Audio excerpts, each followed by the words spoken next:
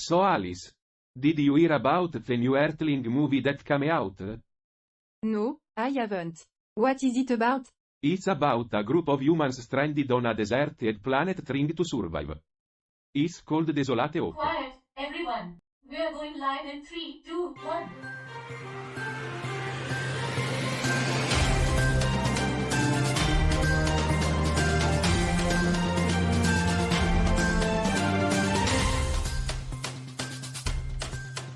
Good morning, viewers of the universe.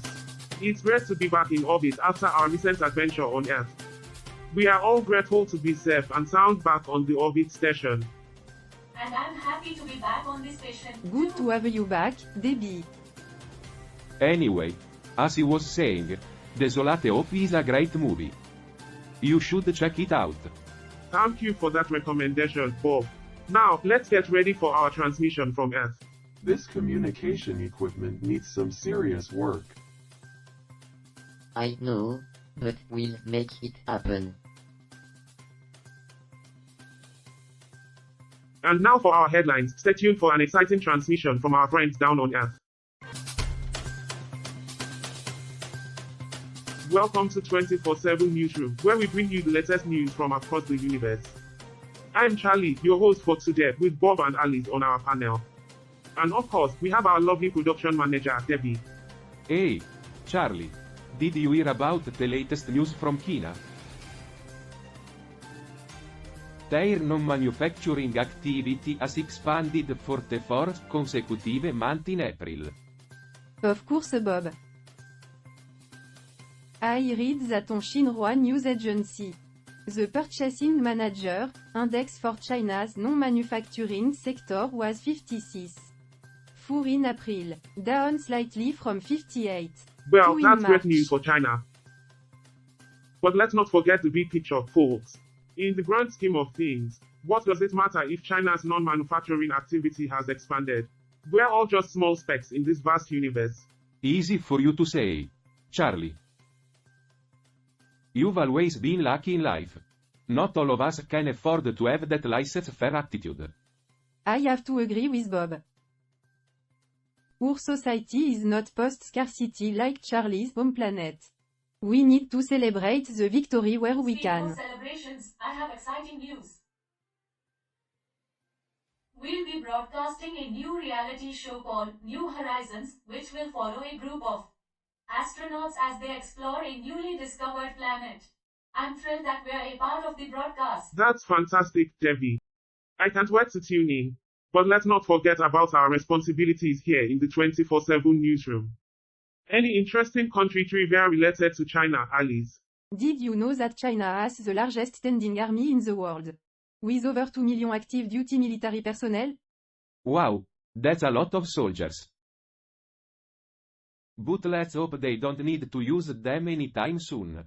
Alright, let's move on to our next segment. Stay tuned for more intergalactic news on 24/7 newsroom.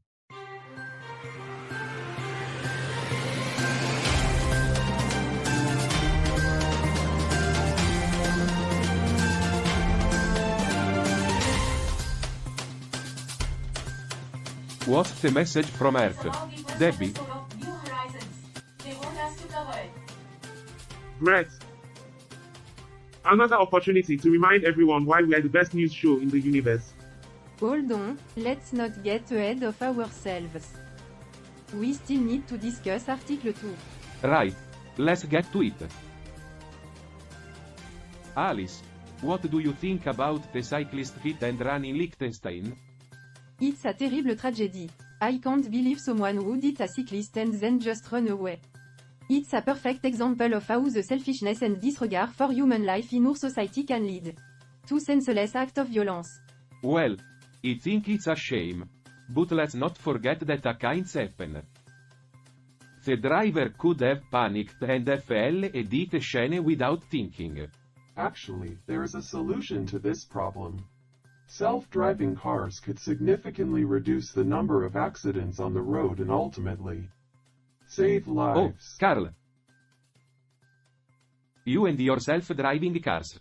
You know humans love to drive. It's part of our nature.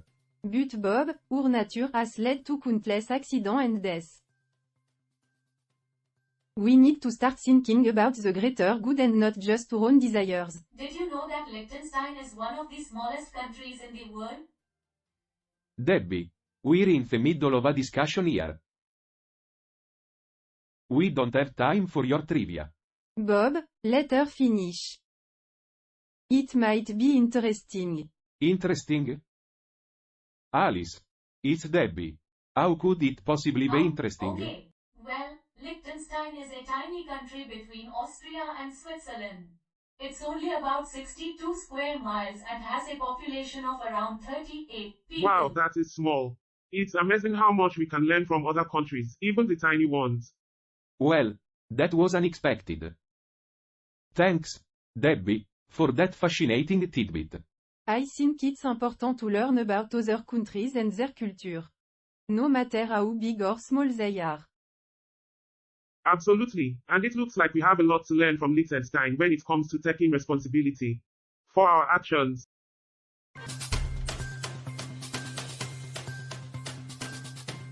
And we are back with 24/7 Newsroom. Our next story comes from Panama.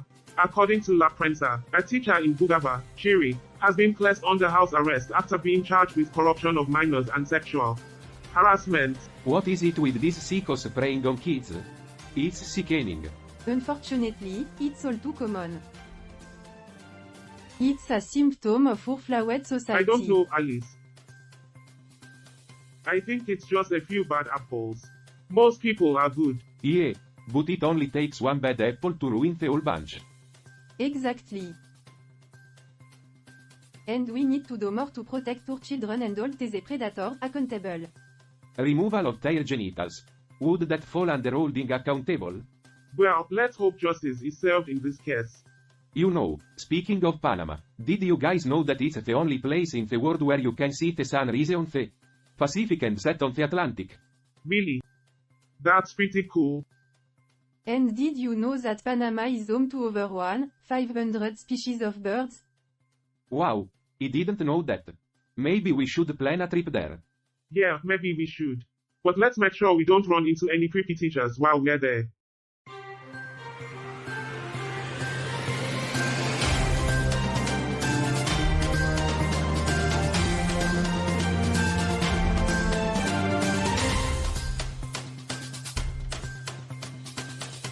Welcome back to 24/7 Newsroom, the most informative and entertaining news show in the galaxy. I am Charlie, the optimistic host who believes that there is hope for us yet. And I am Bob. The Conservative panel member who has spent 12 years on Earth as an accountant.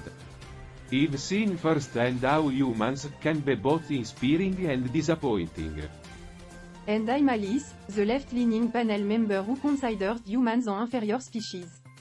I may not have high hopes for them, but I do enjoy And I'm observing sure our their audience antics. enjoys observing our antics as well.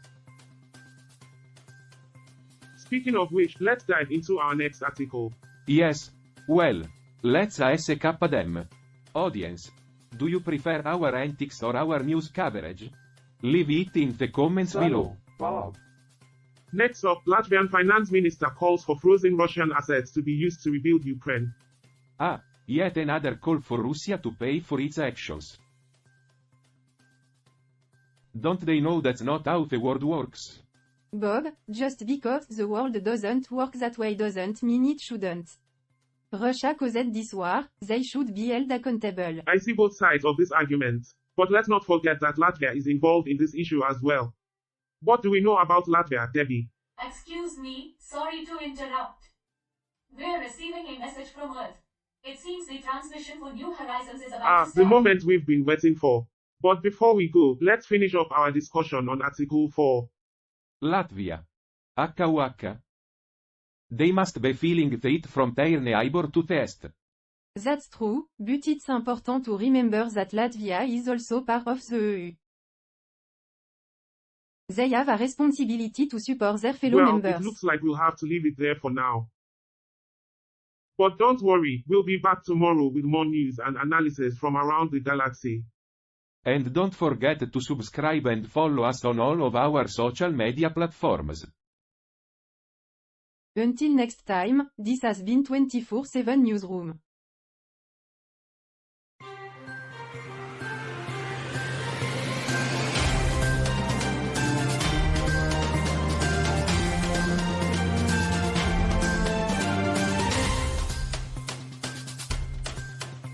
Welcome back from the break. Folks. Our next story comes from Paraguay. Here's the headline: Paraguay prepares for general elections with voting simulator. That's great news. Finally, people can practice their voting skills in a virtual environment before the real deal. Yeah, but it's also concerning that people need a simulator to prepare for something as basic as voting. Speaking of Paraguay, did you guys know that their flag has more similarities to the Dutch flag than the Spanish flag? Really? I didn't know that. Yeah, and did you know that Paraguay is the only country in South America that speaks both Spanish and Interesting facts, Guarani? but back to the article. According to the Director of Informatics at the Supreme Court of Electoral Justice, the simulator helps older individuals who may not be as tech-savvy. I guess even aliens have to adapt to new technology sometimes. Yeah, and if they still have trouble, they can always call their grandkids for help. Or ask Carlier. Is practically a I walking prefer the encyclopedia. term knowledgeable. Speaking of Paraguay, did you know that they have a national holiday called Chaco Armistice Day to commemorate the end of the Chaco War? Bob, what's with all the Paraguay trivia? Hey, I am just trying to liven things up. Well, the key takeaway from this article is that Paraguay is using technology to make their voting process more accessible. It's a step in the right direction for democracy. More accessible. Perfect description, Charlie. Yes, I concur. Hey guys, we have a problem with the transmission. The signal is getting weaker. Roger and I will investigate. Great, just when I thought this trip couldn't get any worse. Yeah, who needs communication anyway? Stay tuned, folks. Hopefully, Hal and Roger can fix the issue and we can continue broadcasting new horizons to the universe. Good morning, universe.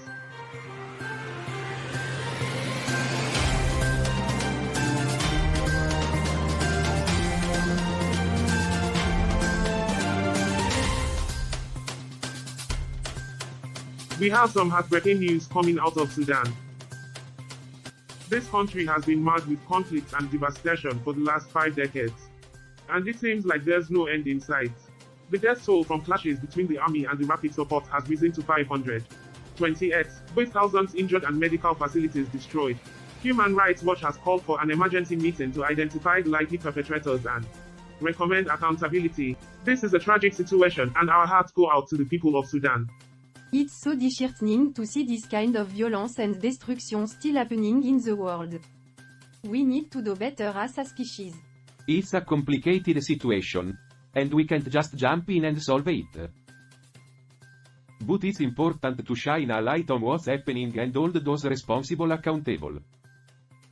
Guys, I'm getting a signal that's getting weaker. We might lose the broadcast. Roger and I will look into it. We have to wrap up this segment quickly then. Let's summarize what we've discussed today. We covered news from Latvia, Japan, Thailand, and Paraguay, and received a message about a new planet. It's been a fascinating and informative episode. We need to keep having these conversations and learning about the world around us. It's how we can make a positive impact. And we need to remember that every individual and every action can make a difference. We can't give up hope. Guys, Carl and Roger fixed the signal just in time. We're No back on thanks air. needed, Debbie. Some people. Great news. We can continue broadcasting to the universe. Stay tuned for our final segment, where we'll be discussing the implications of the new planet discovery. Alright, let's do a deep dive on this article about China's non-manufacturing activity. The PMI is at 56, 4, indicating expansion, but it's down slightly from March. The service sector sub-index for business activities reached 55, 1, which is a great sign, but we can't ignore the fact that it's still a tough time for the global economy. I think it's interesting to see how different countries are handling the pandemic. China seems to be doing a good job with their recovery effort.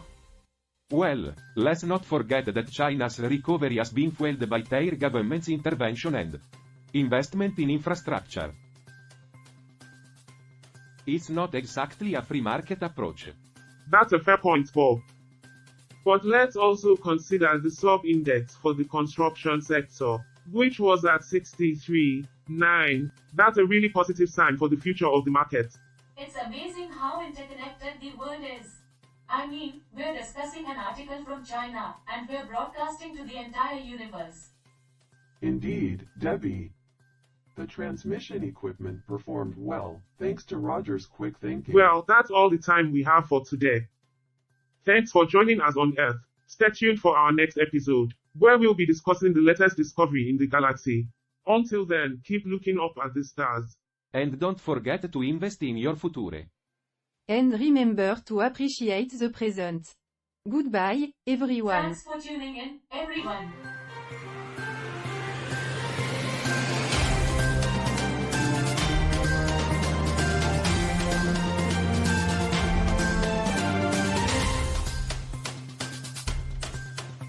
So, what did you think about today's It was episode, Roger? interesting. I always find it fascinating how humans manage to survive and thrive despite their limitations. Yeah, it's impressive, but I also feel like they could do so much more if they were more cooperative and less competitive. I agree, but that's just the nature of their society. They're always striving to be the best, to outdo each other. Do you think they'll ever achieve post-scarcity like Alice's home planet? It's possible, but it would require a major shift in their way of thinking and their priorities. What do you think about the crew? Do you think they work well They have their together? differences, but overall, I think they complement each other well. Debbie is the glue that holds them together, and Alice brings a unique perspective to the table. Bob may be a bit set in his ways, but is reliable, and Charlie's optimism is contagious. I agree. It's impressive how they're able to work together despite their different backgrounds and beliefs. It just goes to show that even beings as different as us can find common ground and work together towards a common goal. True, true. I just hope that humans can do the same before it's too late. Agreed. Only time will tell.